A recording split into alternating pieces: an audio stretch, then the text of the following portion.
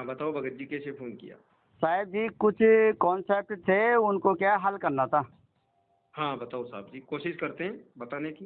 पहला क्वेश्चन है, कृष्ण जी की साधना क्या थी। अच्छा अच्छा, श्री कृष्ण जी की साधना क्या थी? हाँ, श्री ठीक है। कृष्ण जी की साधना क्या थी। जी जी जी। और दूसरा क्वेश्चन है, क्या उस साधना से क्या मुक्ति होगी या नहीं होगी। हम्म। मतलब श्री कृष्ण जी की साधना क्या थी, हाँ, और उस श्री कृष्ण जी की जो साधना थी, क्या उस साधना से जीव की मुक्ति होगी कि नहीं, ये क्वेश्चन है आपका। ये क्वेश्चन है साहब, दो क्वेश्चन है तो इसका थोड़ा बताइए विस्तार से। सही।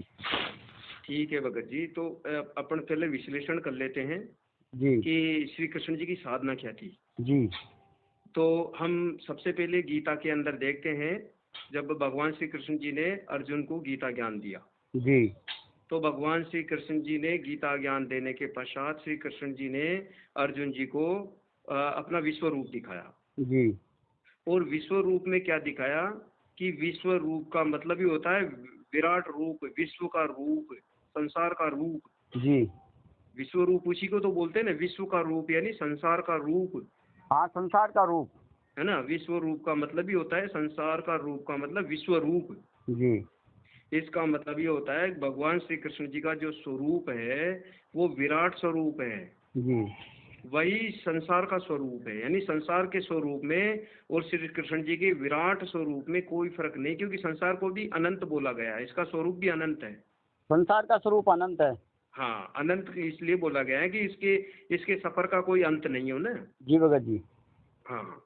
अब श्री कृष्ण जी की जी गीता में जो विश्व रूप का दिग्दर्शन कराया गया है, उसमें यह बताया गया है कि श्री कृष्ण जब अर्जुन श्री कृष्ण जी अर्जुन श्री कृष्ण जी के उस विश्व रूप को देखते हैं, तो क्या देखते हैं कि वो एक विराट अनंत अनंत स्वरूप, अनंत प्रकार के मनुष्यों का शरीर, अनंत मतलब हजारों हाथ हैं, हाँ हजारों पैर, हजारों हजारों सिर, हाँ जी। यानी कहने का मतलब, और फिर एक विशेष प्रकार का प्रकाश।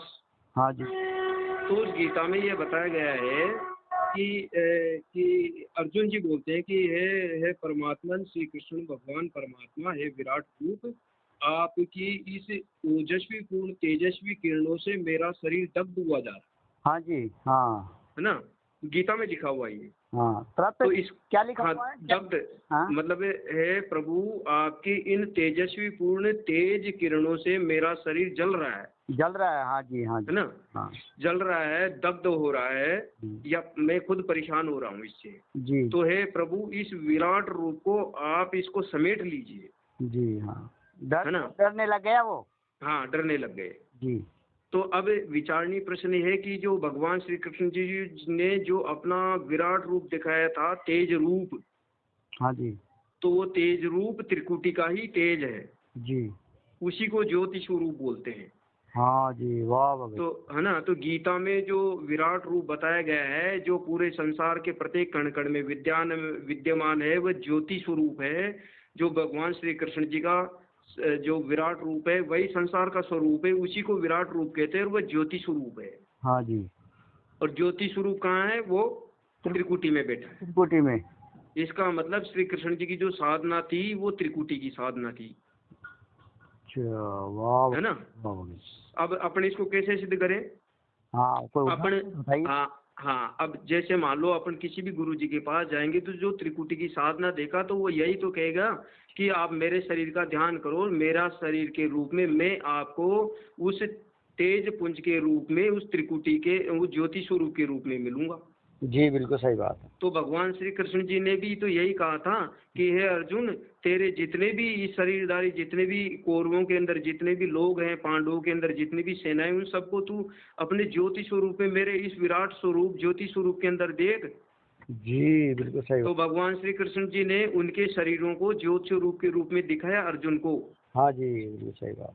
है ना। तो ये तो हुई त्रिकुटी की साधना, जो वर्तमान समय में जितने भी गुरु लोग अपने को जो लोग देते हैं, गुरु जी जितने जो भी गुरु जी त्रिकुटी की साधना देते हैं, जी तो कहने का मतलब भगवान श्री कृष्ण जी की जो साधना थी वो त्रिकुटी की साधना थी, ज्योति स्वरूप की साधना थी। जी भगत जी, ये त्रिकुटी की साधना यही है ना, जो कि ध्यान करवाते हैं, गुरु का ध्यान करवाते हाँ हाँ हाँ, उसमें यही तो बोला गया है कि इसमें क्या है, त्रिकुटी के अंदर क्या है कि शरीर का ही ध्यान करवाया जाता है, गुरु के भौतिक स्वरूप का।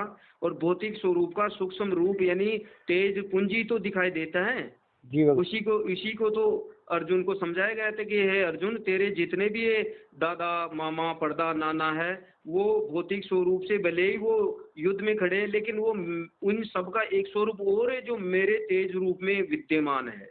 जी बिल्कुल सही बात। है ना। तो यही चीज है कि गुरु के शरीर, जितने भी शरीरधारी प्राणी है, वो उन सबका ज्योत स्वरूप में उनका सूक्ष्म शरीर विद्यमान है। जी भगत जी, बहुत बहुत धन्यवाद। अब ये तो हुई भगवान श्री कृष्ण जी की ज्योति स्वरूप त्रिकुटी की साधना। जी भगत जी, बिल्कुल बहुत अच्छी बात। अब हमें ये देखना है कि क्या इस त्रिकुटी की साधना से मुक्ति मिलेगी कि नहीं। हाँ, इस साधना से मुक्ति होगी या नहीं होगी।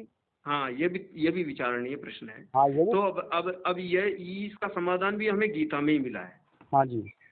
जब भगवान श्री कृष्ण जी ने अपना तेज पुंज दिखाया अर्जुन को, जी तो उनको तेज पुंज दिखाने के बाद परम मतलब ज्योति स्वरूप त्रिकुटी का दिग्दर्शन होने के बाद साथ अर्जुन ने निर्भय हो जाना चाहिए था।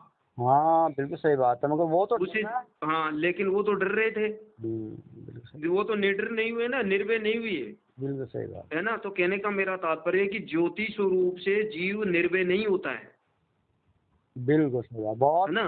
तो वो डरा क्यों? क्योंकि वो काल का स्वरूप था ना। तभी तो भगवान श्री कृष्ण जी ने कहा था कि विराट विराट स्वरूप के रूप में कि अर्जुन, मैं कालों में महाकाल हूँ, मैं जहाँ जहाँ भी पत्थर में, जल में, थल में, जहाँ पर भी आप दृश्यमान जितनी भी चीजें संसार के अंदर आप देख रहे हो, उन सब में मैं तेज पुंज के रूप में विद्यमान हूँ। प्रकाश के रूप में विराजमान है। हाँ हाँ, तेज पुंज प्रकाश के रूप में, ज्योति स्वरूप के रूप में। जी बिल्कुल सही बात है। तो इसका मतलब ज्योति स्वरूप कण कण में विद्यमान है त्रिकुटी के रूप में। जी भगत जी। तो यही चीज है कि जो त्रिकुटी की जो साधना है ना, वो जीव को निर्भय नहीं करती है।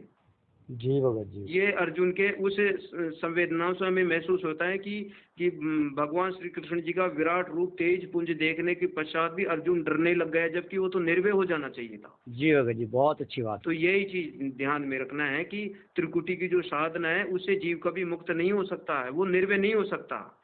सही बात है भगत जी, बहुत। परम शांति का दिग्दर्शन होने के पश्चात जीव निर्भय हो जाता है। बिल्कुल। लेकिन त्रिकुटी की साधना करने वाला व्यक्ति अर्जुन की तरह निर्भय नहीं हो सकता। वो क्योंकि वहां पे काल बैठा है।